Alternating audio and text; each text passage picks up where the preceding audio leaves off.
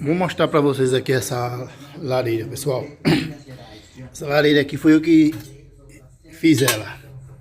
Aqui você coloca álcool. Eu uso álcool automotivo aqui.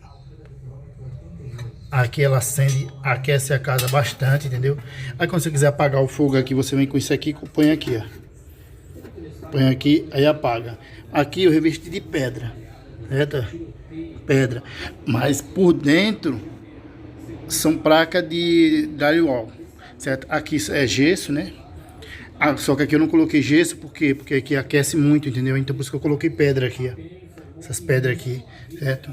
Olha como ficou. Ficou top demais, não ficou não, pessoal? Ó. Ali também é pedra, ali também é pedra. Eu coloquei essa moldura aqui, ó. Certo? E fiz essa tábua aqui também, queimei com maçarico.